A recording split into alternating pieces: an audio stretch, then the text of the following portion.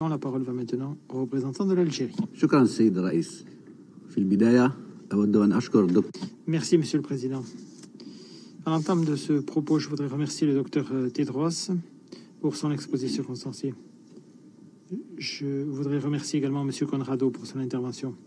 Monsieur le Président, l'augmentation des attaques au rançongiciel à l'encontre d'installations médicales a été amplifiée par l'émergence rapide et le développement exponentiel de l'intelligence artificielle et des logiciels malveillants. Ces risques sont accrus par l'absence d'une réglementation internationale en la matière. La conclusion récente de la Convention sur les Nations Unies sur la lutte contre l'utilisation des technologies de l'information et de la communication à des fins criminelles menée par l'Algérie prouve ce que nous sommes capables de faire ensemble si nous mobilisons une coopération multilatérale véritable. Alors, je voudrais revenir sur deux principes clés qui sont pour nous fondamentaux. Tout d'abord, l'approche actuelle en matière de cybersécurité, y compris la cybersécurité des installations de santé, continue de perpétuer les inégalités observées au niveau mondial et exacerbe les vulnérabilités des systèmes à la menace qui a été facilitée par l'intelligence artificielle. Ensuite, c'est le deuxième point. Les solutions qui seront proposées à ce problème doivent être le fruit de processus multilatéraux ouverts à tous, respectant la souveraineté et l'égalité souveraine entre les pays. Ce processus suppose de surmonter 4 difficultés principales. Tout d'abord, le monde technologique hégémonique auquel nous sommes confrontés, où les pays en développement et les entreprises du secteur privé et même les personnes monopolisent les capacités en matière de cybersécurité et les technologies de l'intelligence artificielle, ce qui laisse les systèmes de santé des pays en développement dans une situation de vulnérabilité. Ensuite, un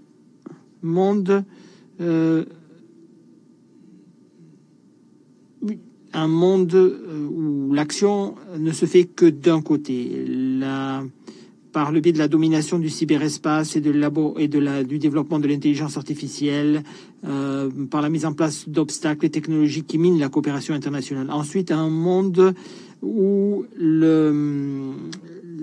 l'inégalité en termes d'accès aux ressources est très marquée. Les pays en développement ont des difficultés à protéger leur infrastructure de santé, étant donné qu'elles n'ont pas accès à la technologie, aux compétences.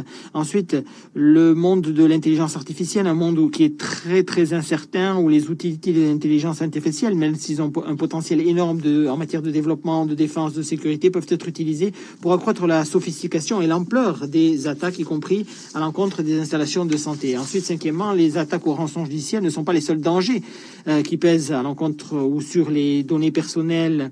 En effet, le monde où le commerce des données est particulièrement opaque, il est particulièrement sophistiqué, c'est une menace tout aussi importante pour la vie privée et les données personnelles. Ces caractéristiques, l'hégémonie, l'exclusion de certains pays, l'inégalité, l'incertitude liée à l'intelligence artificielle sont des éléments qui sont liés entre eux. Je pense, Monsieur le Président, que nous devrions engager une action concrète. Tout d'abord, nous devons mettre en place des mécanismes internationaux de transfert des technologies, de renforcement des capacités, pour garantir un accès universel aux solutions en matière de cybersécurité, notamment pour les installations du secteur civil. Deuxièmement, nous devrions élaborer des protocoles normalisés en matière de cybersécurité, des protocoles qui pourraient être adaptés pour que ceci puisse fonctionner pour des pays qui n'ont pas le même niveau de développement. Nous devons prendre acte du fait qu'une solution de taille unique ne fonctionnera pas.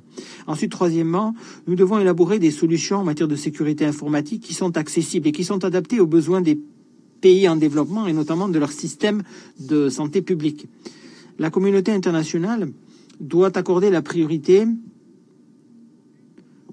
aux principes déontologiques dans le développement de l'intelligence artificielle. En outre, nous devons nous engager à respecter les principes de sûreté et de contrôle. En effet, le développement et l'application des technologies liées à l'intelligence artificielle suscitent beaucoup d'incertitudes.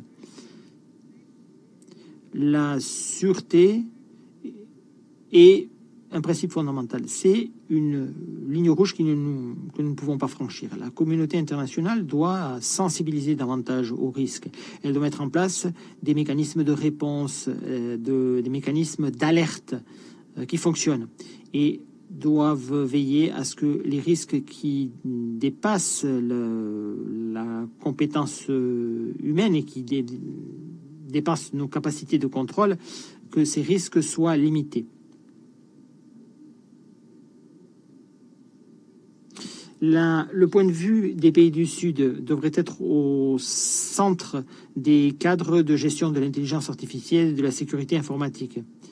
Il ne s'agit pas ici seulement de justice, il s'agit d'efficacité. En effet, les pays en développement sont très souvent confrontés à des difficultés en matière de cybersécurité qui sont uniques, qui sont l'apanage uniquement de leur système de santé. Celles-ci doivent bénéficier de solutions adaptées à leurs caractéristiques et pas de solutions qui sont ou de normes qui leur seraient imposées depuis l'extérieur.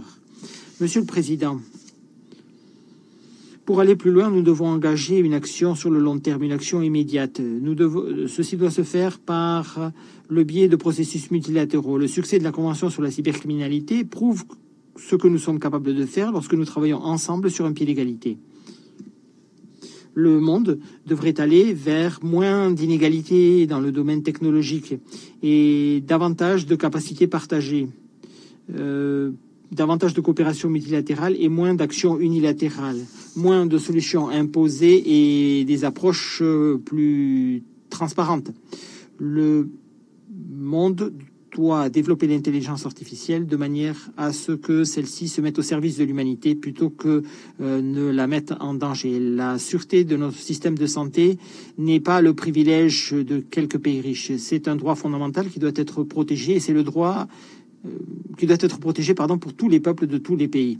Nous devrions travailler ensemble pour veiller à ce que le développement ou les avancées technologiques dans le domaine de la cybersécurité, des hôpitaux et dans le domaine de l'intelligence artificielle, pour que ceci ne devienne pas un facteur d'accroissement des inégalités mondiales. Merci beaucoup, Monsieur le Président. Je remercie le représentant de l'Algérie pour sa déclaration.